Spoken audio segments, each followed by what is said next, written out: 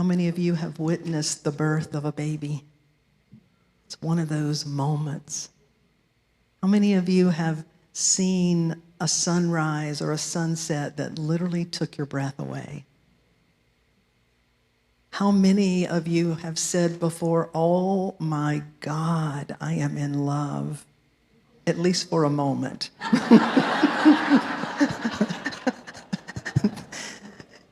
We know those moments when everything is wonderful in the world. Today we are talking about a pathway of peace. And it is so synchronistic that this would be our topic today in light of all that is going on.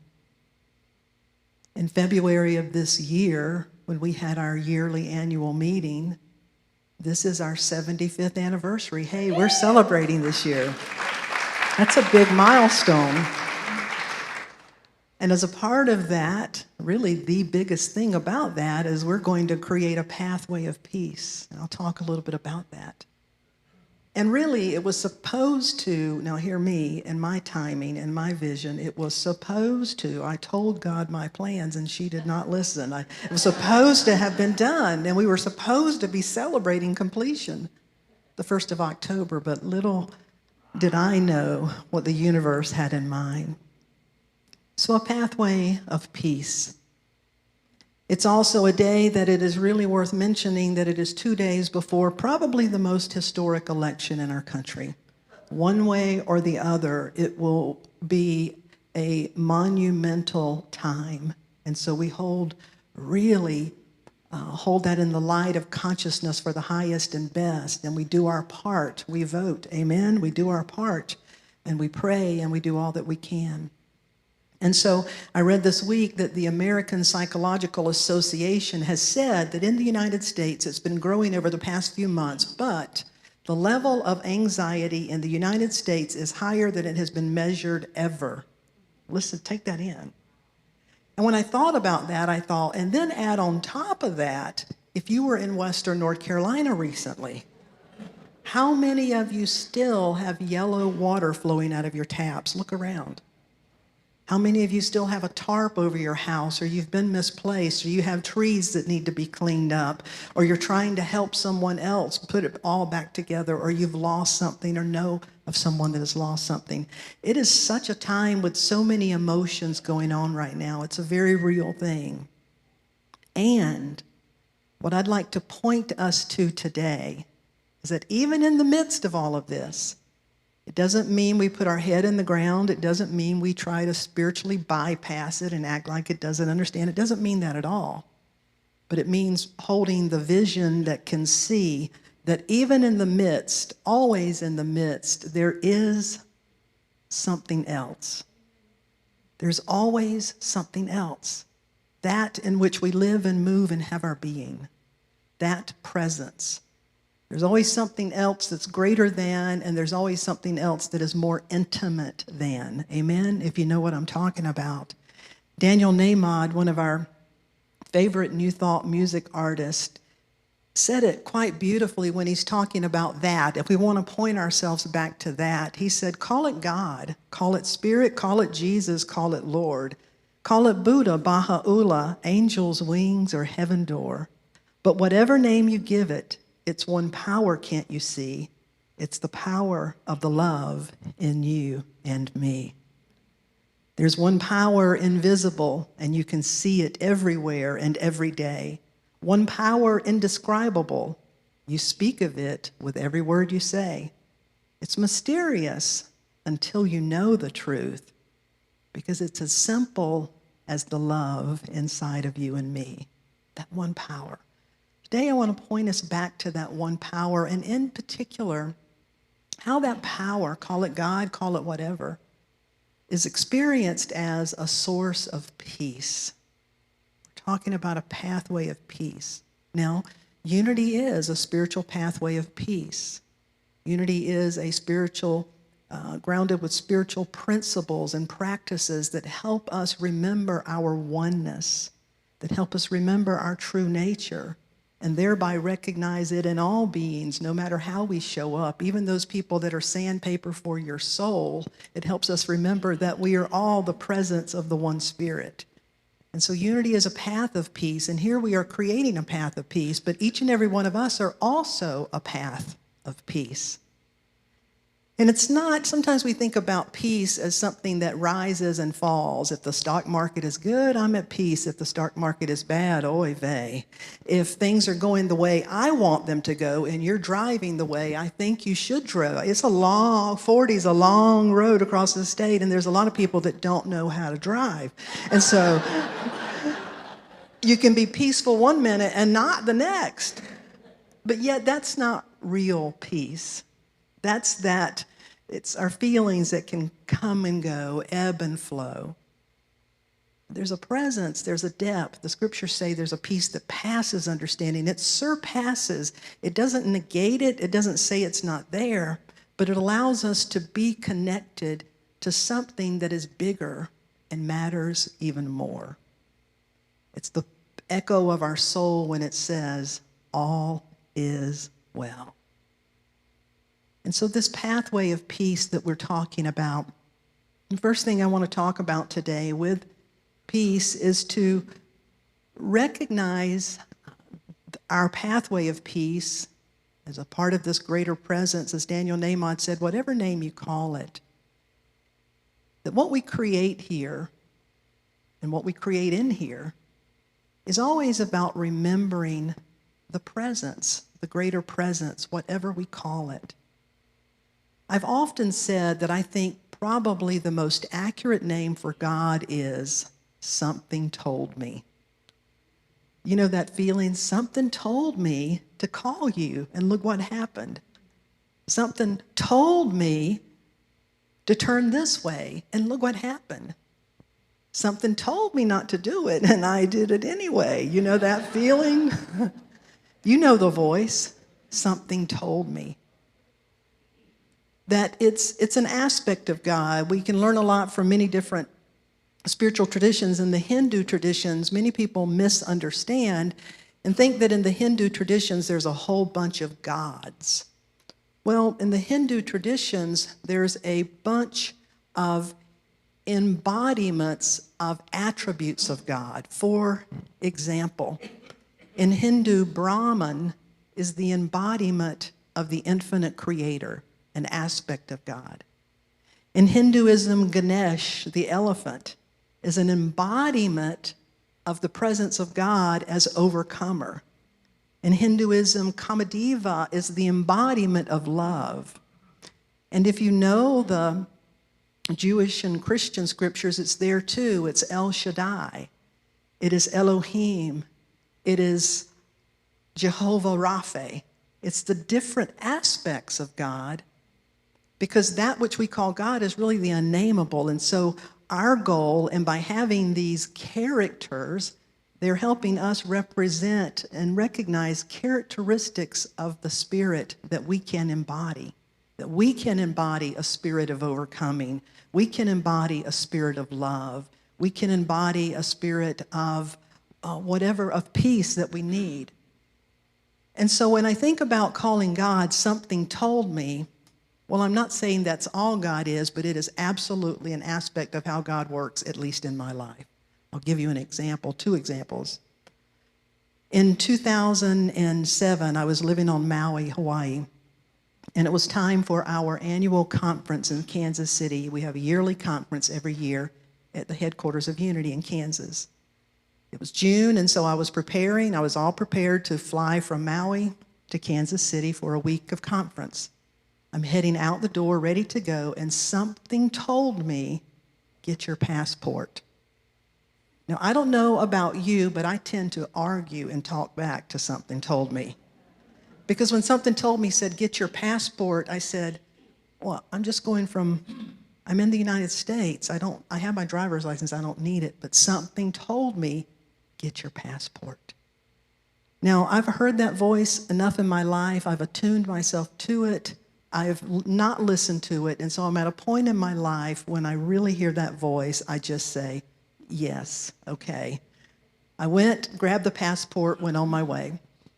So I'm in Kansas City at a week of a conference, and towards the end, there was a presenter, an author from China by the name of Dr. Zhigang Shaw. He did some pretty remarkable stuff, and he said to all of us ministers, if any of you would like to travel with me next week to Canada, I'd be glad to show you the kind of work I do. I've got one space, just whoever, let me know who'd like to come. My heart was, I'm like, I know I need to go to that. I just know I should. And so after the service, or after his presentation, I made my way to him and I said, I don't really know why, but I'm very interested. And there stood another person who was also interested. And he said, well, I could take one of you. And I said, no problem, just let her go. And he said, well, let me ask you a question. Who has your passport? Because we're going to Canada. She didn't. Something told me. I thought, wow, who knew? Something told me. Likewise, about almost 2 years ago, something told me that we would build a prayer wall on these grounds. Not a little one, not kind of a representation, but a big prayer wall. Something told me that. And I just had this knowing. I didn't know how or when, but I just knew it. Right along that same time, I had a woman who came in my office who came to church one Sunday. She wanted to meet with me. She said, you don't know me. I usually watch virtually, but she said, I have worked with Lake Lure and the Flowering Bridge, and I'm the one that brought the idea to them to have a Rainbow Pet Memorial. And she said, the grounds that you have here, I think you could have one here. And the minute she said that, I had every hair on my arm stand up, and I said, yes, I think we should. And that could be part of our 75th anniversary. So I went to our board meeting and said, listen, for our 75th anniversary, I feel these two things. The board was 100% on board. They said, absolutely. These are things that we can do for our 75th anniversary. We've got this beautiful labyrinth on our grounds, a community labyrinth where people come and enjoy. We've got a pavilion. What if we create a pathway of peace with some spaces for walking, and now you can walk to a pet memorial site with a rainbow bridge? And then what if from there you walk to this spectacular peace prayer wall that's interfaith, that will dedicate it to the whole community, that the whole community can come and enjoy this. And so in February of our annual meeting, we shared this with all of you, that this would happen. And so anytime you go from the realm of idea creation to the realm of speaking it out, it typically can start going in a lot of directions. And so we had a lot of movement around it. But in my heart all along, I just knew we would do it. I didn't know how, didn't know when. In my mind, we were a little bit late getting started. We began as in the process of all this, Unity Village, our Unity headquarters, built a pet memorial rainbow bridge right there on Unity Village. I called up and said, will you send us your blueprints? And they sent them right over. So the universe provided, something told us to do it, and here's your blueprints. And a shout out to our Habitat team who already has it underway, if you haven't noticed. It's already on the grounds with more to come. It'll be a much more prominent, and there's more coming to it. So then the prayer wall. Now that's going to be expensive, so we got into a fundraiser. The board members, some of them and I started interviewing. We interviewed with the first person who gave us their vision in comparison to our vision. And then it took a while to get the second. Two brothers came out and they really wanted to do it, and we talked about it. But I still didn't have that click. And then one of our board members, Sharon Oxendine, said, well, I know someone named Jill Haney who's in the building today. You're going to meet her in just a moment. She said, but she's really, really busy, and she specializes in ancient prayer walls. And I said, I need to talk to Jill. So I called her, and as soon as she picked up, she said, well, this is odd. I don't usually take people's phone calls. Well, something told me to call you. We met. She looked. We talked about what we were going to do, but there was another caveat. She was very, very busy working in Asheville. And then said, and after I finish this, I'm going to Greece for a month. So if you're willing to wait for me until the 1st of October, we'll do it. And so we said, okay, we'll get everything under the way, and we'll break ground, and we'll start the 1st of October. Something told us to do these things. Now, no one could have anticipated what would happen on September 26th. That would just come through our area and turn everything completely upside down, devastate it in an incredible way. Jill wound up, the house that she was living in was completely destroyed. Her ancient tools, not there. All of those things totally gone. They said, just stay in Greece 2 more weeks. There's no need to even come home. And she comes home basically to nothing. She thought, well, I'm probably going to have to move in with mom or sister or somebody for a while because I'm sure they're not going to build the prayer wall in this. But on a particular morning, something told me to call her. And so I did. And she said, well, I just got back from Greece last night. And I've been laying here thinking about what I would do. And she said, I don't imagine you're wanting to go forward with the prayer wall, are you? And I said, oh, yes, we are. We need that prayer wall more than ever. And she said, then I'll do it. And so the synchronicity, the timing of this began to come together in so many ways. And so to me, that prayer wall, in an incredible way, the pathway of peace, is a reminder that this presence, this something that tells us that it's a place and a space for us to be in communion and in remembrance of that. The other powerful thing about a pathway of peace is hear the words pathway. That you and I are instruments of peace. You and I are instruments in a pathway. The followers of Jesus were actually called the followers of the way because they were the way of peace, the way of love, the way of compassion, the way of inspiration, the way of these things. They were the way. And that's why the teachings of forgiveness were so powerful, because forgiveness is not about the other person. You can hold them accountable and still hold them in the light, and therefore keep your own self clear as a pathway of peace and healing. And so this prayer wall that we're going to be creating is also a place for us to lay the burdens down, to let it go, to release, and to let the healing take place, because we need these things to happen. Our community, and many of you have experienced many, many losses. Would you show us this picture, please? This, many of you may recognize. Just use your imagination. It's not working? Moving right along then, okay. Don't worry about it, Acela, it's okay. What? It's on air, okay. Well, people online are seeing it. So I was going to show you a picture of a family. No, don't turn your cell phones on. Some of you are sneaking your cell phones. I can live stream and be present at the same time. It's a big loss. We sold our back 10 acres a few years ago to Carolina Memorial Sanctuary, this natural sanctuary. The young woman in her 30s who's the manager of this property, her name is Allison Wisely. Allison has 2 little boys, Felix, and I can't remember her other son's name, Felix and Lucas, and her fiance, Knox. Allison has been to church here. Her little boys were part of the Sunday school on Sundays when they could get here. Well, the night of that flood, they were washed away. All of them gone, a whole family of 4. We're going to be celebrating, having a remembrance for them next Saturday. And in the midst of that, so many people have said, why do bad things happen to good people? Why in the world was one house destroyed and one saved? Why did this die and this, why does that happen? And you know, to me, there's only one honest, real answer for that, and it is, I don't know. I don't know. How could we ever know for sure?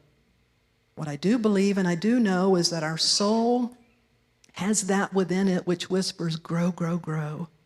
I believe that we each have our angels with us from every moment we're on this earth, and I don't know why some of those things happen. And so sometimes keeping the pathway clear is about the willingness to say, I don't know, and to do that. My first ministry in Lawrence, Kansas, I got a call one morning before sunlight, and it was the police. They asked if I was the minister of the church, Unity Church in Lawrence, would I please come out to the church? Knowing that that could not be good, I got myself there as fast as I could. I was greeted by flashing lights, police officers everywhere. And when they opened the door and I walked in, I literally burst into tears. I'm not wired like that. I don't usually do it, but it just, what I saw, I lost it. Because the church had been vandalized and robbed and just destroyed. And you walk in, you can imagine walking into this place and just seeing it upside down. And so what began to happen very quickly, the community heard this is a college town, people came and everybody was coming in trying to clean up, but trying to make sense of it. And I noticed that day, I heard the same thing several times. Several people said, we need to make it sacred again. And then the next one would say, we need a ceremony, we have to do something to make it sacred again. Another one still, we need to do something to clean it out and to make it sacred again. Well, in my mind, I'm thinking, it is sacred. All of life is sacred. It's messed up. It's been violated. It's been damaged. We need to hold someone accountable for that, but we can also hold their spirit in the light, hold them in the light. But I got it. What needed to happen, that whole community, we created a special service that Sunday of offering and of ritual, because people needed to be able to clear out what was standing between them and being able to see it as sacred in that moment. You hear what I'm saying? A pathway of peace requires us to continually be able to clear out what is standing between me and peace. What is standing between me and my perception of being able to perceive this as what it really is. And so we had that ceremony. Now, I found out from the police that there had been a string. We were not the only church. Several churches had preceded us, and there were many more in the area that had not had this experience, but we were number 7 or 8. And so our church community had a powerful ceremony of release, of letting go, of blessing all. We didn't bless the evil actions, but we blessed the truth of the soul or the souls who were able to do that. And in all of that, there were no more robberies, no more churches. That was the last one. It stopped it in the string. It stopped that string of happening. And I truly believe part of it was because we took the time to clear all the stuff out that we may have carried around with us. And in doing that, we have no idea how it reverberates and exactly what it does. This pathway of peace is a place for us to experience what we know as the presence. This pathway of peace is a place for us to keep our pathway clear. And this pathway is a place for us to be open to the good and open to the gifts. Would you come up, Jill, and join me? I want to introduce you to Jill Haney, who is a master of ancient stone work. She's traveled the world and studied ancient stones and does this kind of work. Thank you. Is it on?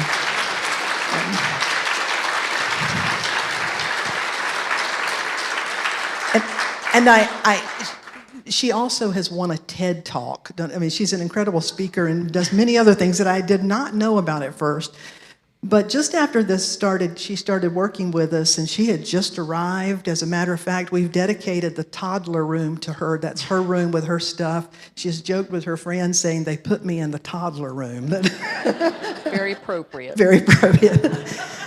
But Jill called me one day and said, you won't believe this. And then she said, no, I know you will, but let me tell you what happened when I left your church. And I want her to share this because this to me is the third gift that comes from this pathway of peace. Jill. Thank you, Darlene, and thank you all for being here. And it's a privilege and an honor to be here and to stand here and be able to tell you that I know nothing. I'm a vessel, and I will create something. I have no idea what it looks like, but I'll tell you this much. It's going to be different than the wall before I left for Greece.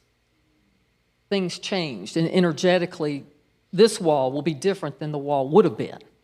So also, I invite you to bring your own stones. If you have a special stone of some type, you'd like me to put into the wall. I'm not promising that they're going to be front and center, but it will be in there, and that's what's important.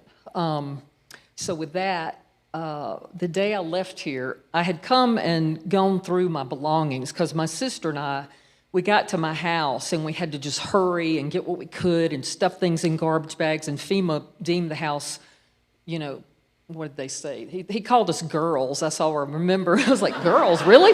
We liked it. I mean, we were like, okay, but he said, I don't want you girls in there. And we're like, okay, so we had to get out. So I just brought everything, my sister and I came here, put it in there, and so I came back the next day and I was kind of like, okay, let me just sort through these things and lighten my load even more because I don't have time to store a bunch of stuff forever. I don't even know anything about the future. So had pretty much a truckload that, I put in. And so I thought, well, I'll just take it down and donate it. I'll donate my stuff down. So I go down the road, and there was a big tent I had seen at, a church down the road. So I pulled in, and a man said, well, don't bring it here, take it up on the hill to those ladies. So I go up there, and there's some women up there, and right when I get out, a lady, honey, she just looked right in me. She saw me coming, and I was like, uh-oh. And so the closer I got, she was kind of just staring at me. And I said, hey, I've got some, bedding and blankets and winter coats and stuff. And she was like, oh, we don't need any more of that. We've got plenty of that. So but she kept looking at me. She said, but is it? And I said, it's actually my stuff. I said, but I don't have anywhere to put it. I said, I don't want to store it. I don't want to pay to store it. I don't know where I'm going, And so she was real curious. And then she just stopped, and she kept staring at me. She goes, ladies, come here. And women, come here. And I was like, oh, here we go. I've been called a magnet, okay? I've been told, and I always say I'm like a weirdo magnet, but I don't know. This was like something was going to happen. And so she said, gather around this sister here. So she slides her arm around me, which was really kind of uncomfortable because it kind of had a little sexual flair to it. And I was like, whoa, okay. And, this is comic relief, okay? So anyway, I'm standing there, and they all get around me. And she says, let us pray. We're going to pray for you. And I said, all right. I need it. And so I kind of held my head down. I'm taller than all of them. And so they were all like just hugging me really tight. And so I'm, got my head down. And she says, Mother, Father, God. And she went into it, man, and it was fast. And I don't even know what she was saying, but it was like, if she starts talking tongues, I'm going to really lose my mind. And so it was very fast, and I had my head down, and I was smiling like this. She said, Father, Father, she's smiling. She's walking with you, Lord. She's walking with you right now. And then I started laughing because it was hysterical. And the whole time I'm thinking like, oh, is this going to be in my podcast? It was like, universe, do you want me here for more content? Is that what this is about? And so I'm not even knowing what they're saying, but I'm just going, okay. And then she says, we anoint you. And so I was anointed. And I was like, well, that, I've been baptized 3 times because it never would take. Every time I would go, I was just like, I'd beg my sister. I go, we got to go back down there this weekend. She was like, we went last week. I said, I know, but it didn't work. During the week, I thought really bad stuff. So, so now I'm anointed, and it was just really, what else can happen now? But it was on the positive note, at least. And so I turned around, and I hugged them all, and she asked me my name, and I thought, oh, no. She goes, I'm going to Google you. And I said, okay. And I got really nervous because I have a podcast, and that's the first thing that will pop up. And I said, okay, well, let me warn you. I said, there's a podcast that'll come up about me, and it might not be appropriate to your liking. Oh, I'm going to look it up. I said, all right. And so anyway, I went on my way, and, I looked at the sun going down over those mountains going toward Brevard, and Brevard is where I went to school back in '79, and actually lived in Brevard for 8 years. And so a kind of a peace came over me, and it was like, it's going to be okay. And the wall is going to be really special, and I'm excited to do it. And I just, I do want to say, though, if you go out there, don't touch anything, because right now something's balanced out there, and if it falls, it might hurt you. So just don't touch anything if you don't mind, because I drove in and I saw some people, I was like, oh, no. But that's going to be really a special thing, and that's all I got. I'm really grateful to be here. And, and also, real quick, I want to thank,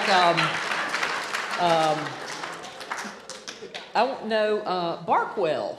Where's Ellen and Michael? Yes. And within 72 hours, within 48 hours, I was on my sister's couch saying, I let go completely, because what else am I going to do? To, bam, I'm at a place to stay. And I'm very, very grateful for that. So I appreciate it. So, stay here just a minute. No, come back. We're going to anoint you again.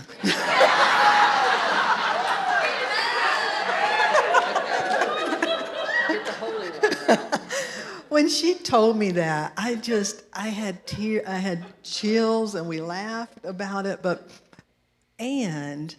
This is an interfaith prayer wall, and Jill will get to go back and invite them to this wall. We just do not yet know. We could not have known how this prayer wall and pathway of peace, what it would mean to our community. Allison, whose family has been lost, will be a part of this. So many people have lost their pets and animals and have really realized the sacred connection to earth and to all creation as never before. That bridge is going to stand for that. And this prayer wall, to me, when she told me that, I said, you are anointed, because for such a time as this, you are the one to do this. And so our anointing here is a little more gentle. It goes like this: we love you, we bless you, we appreciate you, and we behold the divinity in you. To Jill, we love you, we bless you, we appreciate you, and we behold the divinity in you. Thank you for saying yes. Come on, Melody. So when I began to reflect on that, I thought, this pathway of peace, this prayer wall, it's a place of presence, to be in the presence. It's a place for us to lay our burdens down, to let ourselves grieve, to make space, to reflect, that we can clear. How many of you know, in order to be the way, you have to get out of your own way? That's our full-time job, really, is getting out of our way. It's a place for us to do that. And it's a place for us to receive gifts, be it an anointing, be it a sacred encounter, be it community coming together in new ways, or healing. We have the opportunity. We have set it in motion for such a time as this. And if you're here, you're a part of it. And so I ask you just to really open to the gifts of what it means to you, and how we will get to dedicate this and share it with the greater community. And there'll be stories told after all of us are long and gone about the flood of 2024 and how it resurfaced these mountains and how it rerouted water streams and rivers. And we're being resurfaced and rerouting and forging new paths together right here. So I invite you to join me in this song that many of you probably knows. It just says, I've got peace like a river in my soul. I've got peace like a river, I've got peace like a river, I got peace like a river in my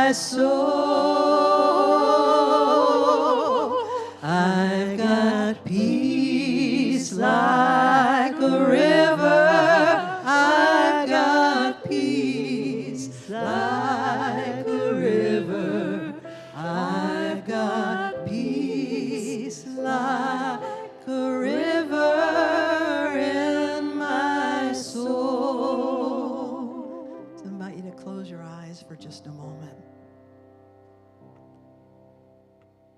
Something told me. Something told me. You know that voice. It is that within you which is always reminding you of who you are at the essence of your being. It is that within you which is reminding you of your next step, of your turn left or turn right or turn back. Something told me is that presence that is guiding. It's the remembrance that we are never alone, that we are part and parcel, part of the one, that in that and from that and as that we draw our very existence. And so together today we begin our own ways of dedicating ourselves to what it means to be a pathway of peace. And what these symbols, these gifts that we have on this property, a labyrinth, a memorial for pets and for remembering that life is spirit and form will eventually return to spirit.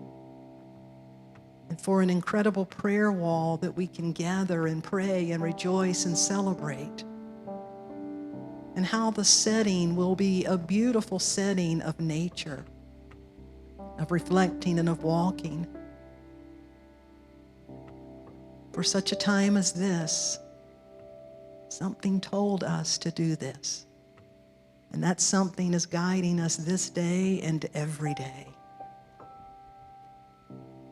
And so we become more attentive to that voice within, to that presence.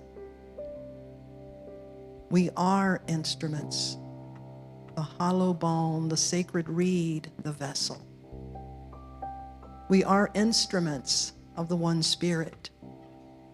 And each and every one is here to bring forth that Spirit and express it in a way that only you can do.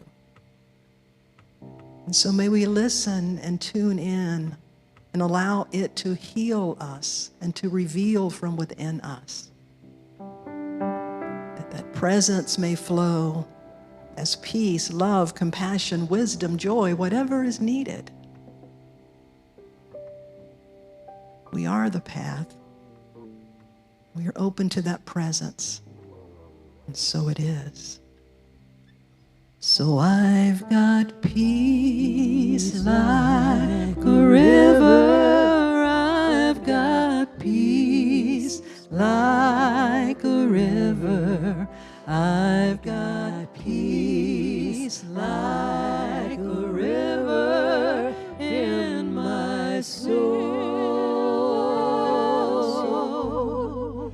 I've got peace like a river. I've got peace like a river. I've got peace like a river in my soul. Would you stand with us? And if you got peace like a river, you got joy like a fountain. I've got joy like a fountain. I've got joy like a fountain. I've got joy like a fountain in my soul. I've got joy like a fountain. I've got joy like a fountain.